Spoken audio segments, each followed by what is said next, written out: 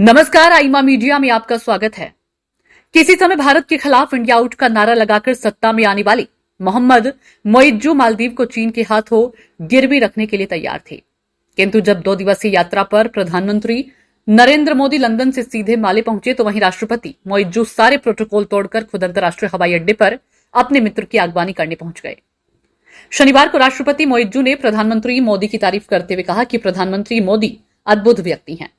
भारत और मालदीव के बीच सदियों से अच्छे संबंध हैं और प्रधानमंत्री मोदी के समय दोनों देशों के बीच संबंध और प्रगाढ़ होंगे। दरअसल मालदीव पूरी तरह चीन के डेप्ट डिप्लोमेसी का शिकार हो चुका था, किंतु भारत ने मालदीव में चीन समर्थकों की हर खुरापात और षड्यंत्र को बहुत ही सावधानी से संभाला। शुक्रवार को प्रधानमंत्री मोदी और राष्ट्रपति मोइज्जू ने सामरिक और व्यापारिक समझौतों से स्पष्ट कर दिया कि अब मालदीव को इस बात का एहसास हो चुका है कि भारत ही उसकी मदद कर सकता है। भारत के साथ ऋण सुविधा, मुक्त व्यापार समझौते और यूपीआई से संबंधित समझौतों पर राष्ट्रपति मोइज्जू ने कहा कि इससे आगे बढ़ने में मालदीव को मदद मिलेगी।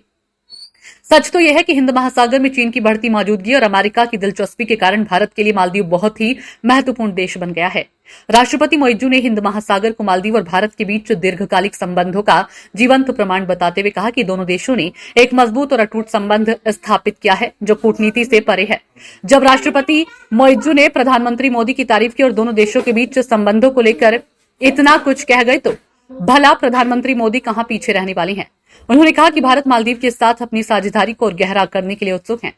प्रधानमंत्री मोदी ने सोशल मीडिया पर यह भी लिखा कि हमारे देश बुनियादी ढांचा, प्रौद्योगिकी, जलवायु परिवर्तन, ऊर्जा आदि जैसे क्षेत्रों में मिलकर काम कर रहे हैं। यह सच है कि भारत इस बात को अच्छी तरह जानता है कि पड़ोसी जैसा दोस्त और दुश्मन दोनों ही नहीं मिलते, इसलिए जो पड़ोसी भारत के साथ खुराफात नहीं करते उनसे भारत खुश भी रहता है और हर संभव सहायता भी करता है। इतना ही नहीं, पड़ोसी देशों में जो कुछ भारत विरोधी तत्व संबंध खराब करने के उद्देश्य से अंड बंड बयान देते हैं, भारत उन्हें भी नजरअंदाज कर देता है। पिछले दिनों मालदीव ने भारत के खिलाफ जितना जहर उगला था, यदि उसका जवाब देने के लिए भारत तय कर लेता तो दोनों के संबंध रसातल में चले जाते। पांडिचेरी में समुद्र के तट पर प्रधानमंत्री मोदी के वसा पर बैठ जाने से मालदीव में मोइज्जू मंत्रिपरिषद के सदस्यों तक ने प्रधानमंत्री मोदी के खिलाफ टिप्पणी की, जिन्हें राष्ट्रपति ने मंत्रिपरिषद से बाहर कर दिया था।